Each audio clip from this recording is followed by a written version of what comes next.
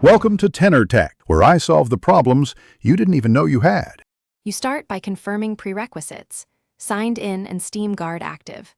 Next, restart your router and switch to wired if possible. Unstable Wi-Fi often blocks inventory calls. Once network is stable, open Steam and clear the download cache from settings right arrow downloads. This forces credential refresh. Make sure Steam is up to date and not running multiple instances.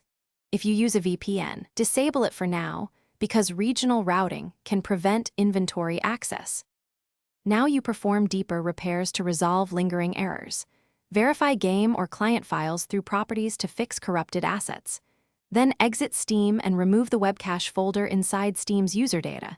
This clears stale inventory endpoints and forces a fresh handshake.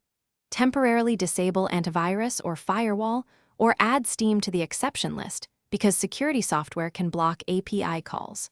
Once done, relaunch Steam and observe the console or logs for inventory requests. To finish, log out and back in, then test inventory both in the Steam client and via the web/mobile app to isolate the problem.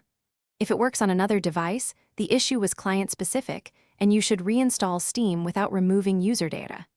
If it fails everywhere, gather Steam log files and timestamps of failed requests. Then contact Steam support and provide those logs.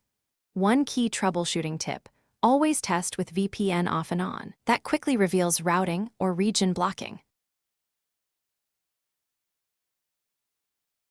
Thanks for watching. Subscribe to keep your life in tune.